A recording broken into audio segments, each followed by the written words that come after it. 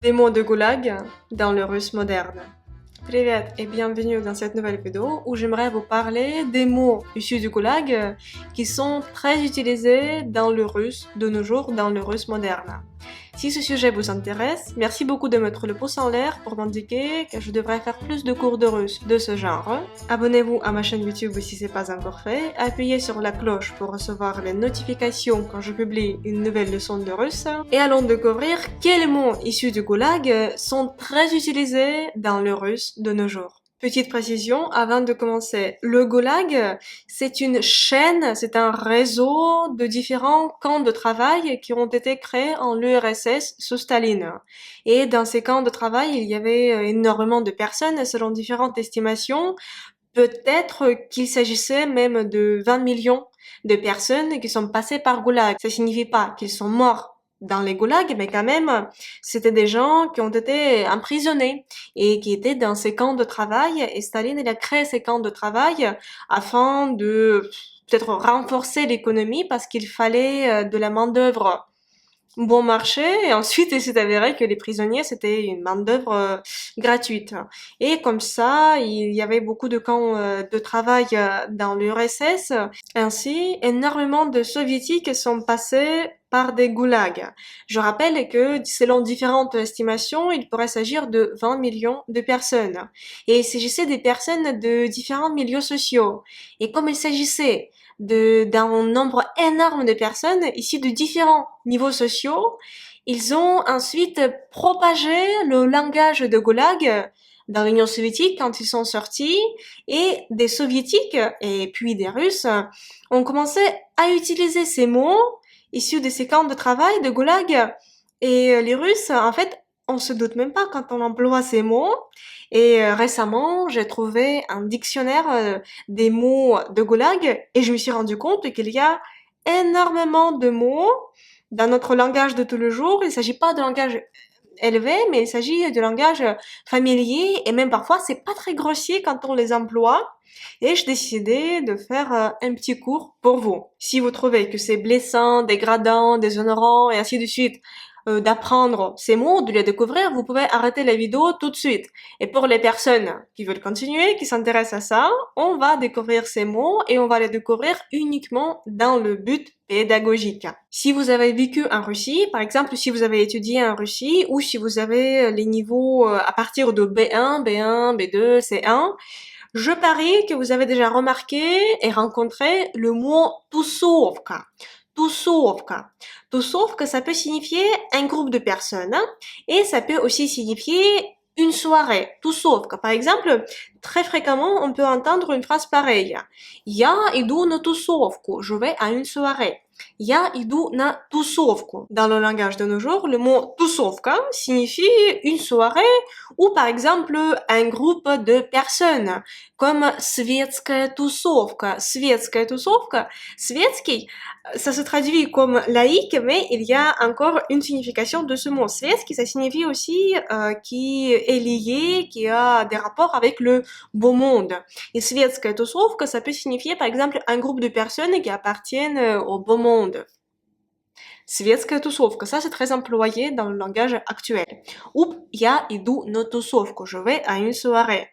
Le mot tусовка, en réalité, il provient de goulag. Et dans le goulag, quand des prisonniers utilisaient ce mot signifiait une bagarre. De nos jours, il y a très peu de Russes qui se souviennent de cette signification, mais le mot tусовка, il est toujours présent et il signifie le plus souvent une soirée. Le mot suivant, ce sera le verbe филонить. Le verbe филонить. Филонить. Филонить, ça signifie ne pas travailler, éviter un travail, éviter une tâche et être un peu paresseux. Le mot филонить provient aussi des camps de travail de goulag, et à l'époque, filon, c'était un équivalent de paresseux, c'était une personne qui faisait semblant d'être malade pour ne pas travailler. C'était filon. Et ce mot est entré en russe, le mot филонить. Ce verbe, il est plutôt familier, c'est pas du langage neutre ou du langage élevé, littéraire, mais quand même ce mot, il n'est pas grossier. Филонить, on peut l'entendre dans le langage de tous les jours. Филонить, ça signifie éviter un travail, faire quelque chose pour ne pas faire ce travail. Par exemple, vous pouvez rencontrer la phrase «Не надо филонить», «Не надо филонить», il ne faut pas éviter un travail. «Не надо филонить». Le mot suivant que je voudrais vous faire découvrir, c'est le verbe «вкалывать». Вкалывать. Вкалывать, ça signifie travailler dur, faire un travail dur et être très travailleur. Вкалывать, вкалывать. Le mot вкалывать, il est très souvent utilisé dans le russe moderne. Idem s'il s'agit d'un mot du langage familier, mais ce mot, il n'est pas du tout grossier. C'est un mot familier, mais quand même, il n'est pas grossier. C'est pas un mot du langage littéraire, mais dans le langage parlé, vous pouvez le rencontrer très souvent. Вкалывать, вкалывать signifie travailler dur. Par exemple, Я так вкалываю на работе, je travaille si dur au travail. Ou si beaucoup au travail. Я так вкалываю на работе. Вкалывать signifie travailler dur. Le mot вкалывать est apparu à l'époque de Goulag et il provient de l'utile кайло, кайло qui signifie une pioche. Вкалывать provient du mot кайло parce que à Goulag, en fait, les prisonniers, ils avaient pas beaucoup d'outils de travail et кайло, c'était un des outils les plus répandus. Et quand ils faisaient faire des travaux, ils utilisaient cette pioche. En russe, on dit кайло. C'est pas un mot utilisé, très utilisé, кайло. En fait, j'ai découvert ce mot quand je me préparais à cette vidéo. Avant, dans mon parcours, j'ai pas eu l'occasion de rencontrer ce mot. Je pense heureusement. Mais кайло, c'est pioche, et le verbe вкалывать provient de ce mot parce que quand les prisonniers travaillaient dur, ils utilisaient cette pioche. Parlons maintenant du mot бомж. Бомж, c'est l'équivalent russe du mot SDF. Бомж, ça signifie B, без, sans. O, c'est определенного, определенного, défini. M, c'est место, место, endroit, lieu. Жительство, жительство, d'habitation, domiciliation. Ça signifie sans endroits précis d'habitation. C'est la même chose que SDF. Бомж. Le mot бомж, cet acronyme, est apparu également à l'époque de Goulag, quand il y avait des personnes, par exemple, qui sortaient de Goulag, qui n'avaient plus de domicile, et quand les policiers parlaient de ces personnes, ils les qualifiaient de бомж. Бомж. Бомж, c'est un équivalent de SDF. Il y a encore l'adjectif et l'adverbe qui est formé à partir de cet adjectif стрёмный, стрёмный, adjectif, et adverbe стрёмно, стрёмно. Стрёмный, c'est quelque chose de redoutable, c'est quelque chose dont on a peur, c'est quelque chose qu'on appréhende. Par exemple, on peut dire это стрёмный человек, ça signifie on ne peut pas avoir confiance en cette personne, elle peut être maléfique, ou мне стрёмно, ça signifie que peut-être j'ai un peu peur, j'appréhende quelque chose, c'est ça le sens. Il n'y a pas de traduction mot à mot de стрёмный ou стрёмно, mais je peux vous expliquer leur provenance. Стрём, стрём, ce mot il n'est pas utilisé, mais à l'époque, il signifiait comme garde. Et стрёмный, c'est quelque chose ou quelqu'un à cause duquel il fallait se tenir sur ses gardes, à cause duquel il fallait avoir un peu peur. Et c'est ça le sens стрёмный. Стрёмный, c'est assez utilisé dans le langage parlé. Par exemple, moi, j'ai déjà utilisé ce mot pour parler avec mes amis, ou par exemple, je me souviens, j'ai utilisé ce mot quand je devais passer mes examens à l'université il y a très très très longtemps déjà, et je pouvais dire мне стрёмно, j'ai peur. C'est aussi un mot du langage familier, il est argotique, mais il n'est pas très très grossier. Vous pouvez dire avec vos amis мне стрёмно. Ça signifie j'ai peur, j'appréhende quelque chose, je me sens un peu mal à l'aise. C'est ça le sens. Le mot suivant, c'est amбал. Amбал. Si vous dites en russe le mot amбал, le russe va s'imaginer un homme très très grand, très très très costaud et pas très gentil. c'est ambal. Ambal. Le mot ambal, il est apparu aussi à l'époque du Goulag. Il est né dans les camps de travail et après, il s'est propagé partout en URSS. Et de nos jours, ce mot, il est aussi utilisé. Ce mot est venu en russe de l'osset et en osset, le mot ambal, ça signifie compagnon, camarade. Mais de nos jours, ce mot a le sens un homme très très grand, très très très costaud et pas très gentil.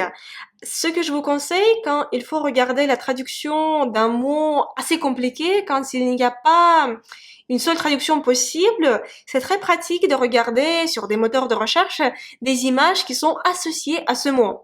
Et par exemple, je vous propose de regarder les images associées au mot ambal.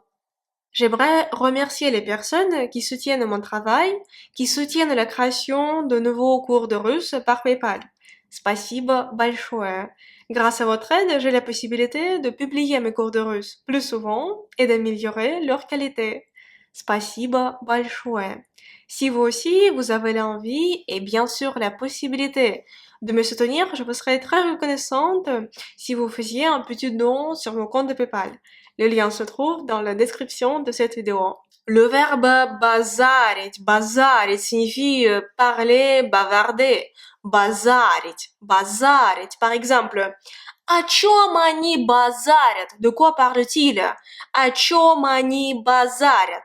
Le verbe bazarit, c'est un verbe assez argotique, mais il n'est pas grossier, c'est argotique. Et vous pouvez le rencontrer par exemple, dans le langage de tous les jours, il y a des Russes qui l'emploient. Moi, je l'emploie pas, mais par exemple, dans la ville où je suis née, des personnes pouvaient employer ce mot, bazarit. Le mot bazarit est aussi né à l'époque de Goulag. Il est né dans les camps de travail, il était utilisé par les prisonniers et ça provient du mot bazar. Bazar, c'est l'équivalent d'un marché. Et au marché, des gens parlaient très très fort, et c'est ça l'équivalent de bazar. Et ce n'est pas parler tout simplement, mais c'est parler assez fort, parler parfois en criant. Et il y a aussi une nuance négative, bazarit. Parlons maintenant des mots d'origine française qui sont entrés dans le vocabulaire des prisonniers de Goulag.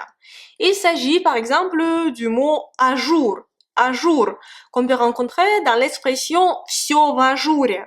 Всё в ажуре, ça signifie tout est en ordre. Ça provient de français à jour. Et всё в ажуре, c'était employé par des prisonniers de Goulag, aussi par exemple par des mafios, quand ils voulaient dire que tout est en ordre, tout va bien. Всё в ажуре.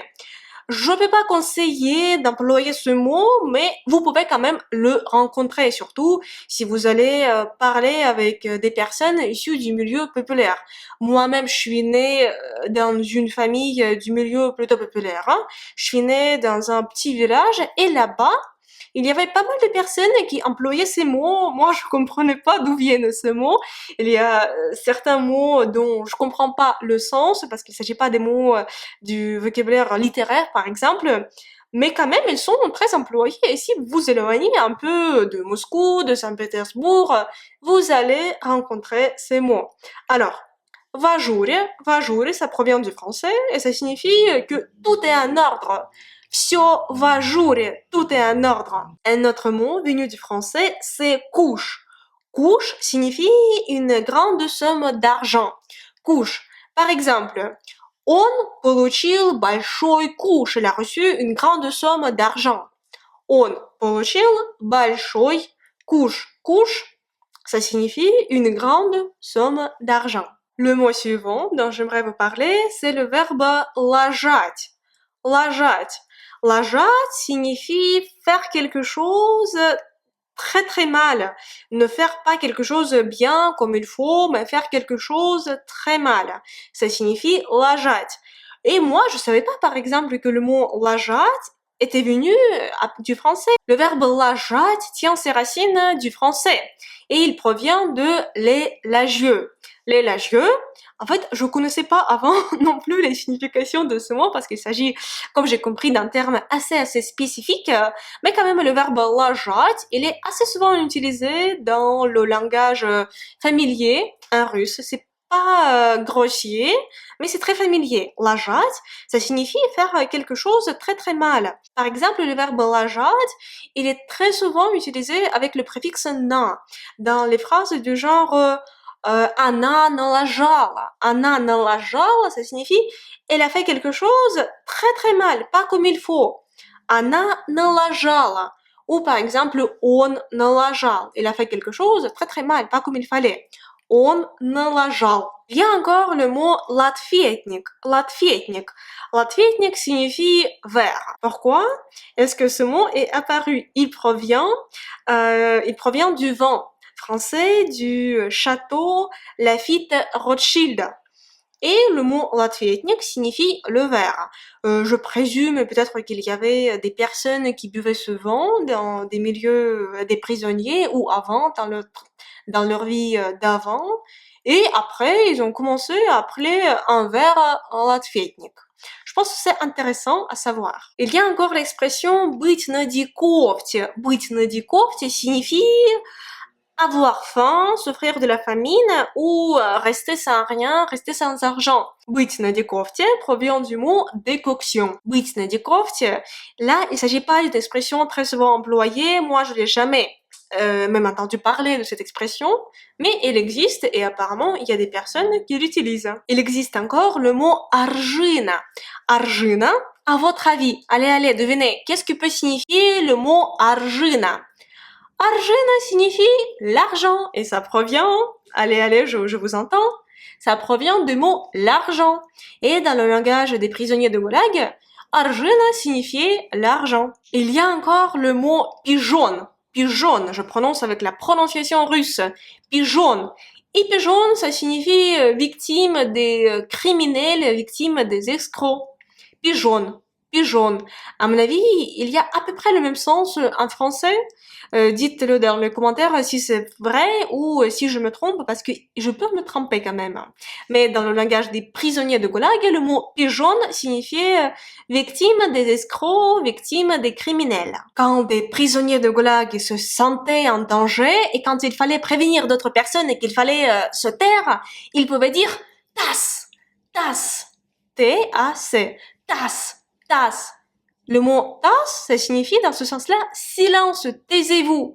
Et ça provient du français tais-toi, tais-toi, tais-toi. Et peut-être quand on disait plusieurs fois tais-toi, tais-toi, ça se transformait en TAS. TAS, silence, tais-toi, taisez-vous. Parlons encore de l'adjectif chancerie. Chancerie, comme vous pouvez le deviner, j'espère, ça provient du mot chanceux, chance, et cet adjectif, il est employé par rapport à une personne qui a de la chance, par rapport à une personne agile. Chancerie, chancerie. J'espère que ce cours vous a plu et que vous avez découvert quelque chose d'intéressant et de nouveau. Je ne vous appelle pas à utiliser ces mots dans votre langage quotidien, mais je trouve que c'est utile de les savoir parce qu'il s'agit dans la première partie de la vidéo des mots utilisés dans le russe moderne et peut-être que même vous puissiez apprendre à vos amis russes qu'il s'agit des mots qui tiennent leurs origines de l'époque de Goulag parce que, je souligne, il n'y a pas beaucoup de Russes qui peuvent le savoir. C'est vraiment... En russe, on pense que ce sont des mots habituels, mais il s'agit pas de mots habituels. Et dans la deuxième partie de la vidéo, je vous ai parlé des mots du vocabulaire de Goulag, mais qui tiennent leurs racines du français. Pourquoi est-ce que je vous ai appris ces mots? C'est aussi, peut-être vous pourriez en parler à vos amis russes, ça pourrait vous faire passer pour une personne érudite. Merci beaucoup d'avoir regardé ce cours, j'espère qu'il vous a plu. Si c'est le cas, mettez s'il vous plaît les pouces en l'air pour m'indiquer que je devrais faire plus de cours de russe de ce genre. Abonnez-vous à ma chaîne YouTube si ce n'est pas encore fait, appuyez sur la cloche pour recevoir les notifications quand je publie une nouvelle leçon de russe. Dans la description de cette vidéo, vous allez retrouver le lien pour télécharger le dictionnaire que j'ai utilisé dans cette vidéo. Également, dans la description de la vidéo, il y a les liens vers mes cours intensifs de russe qui vous permettront d'apprendre la langue russe, ma langue natale, de façon plus efficace et rapide. Et moi, j'espère vous rencontrer très bientôt dans une prochaine leçon de russe. Et pour l'instant, je vous dis до свидания, au revoir.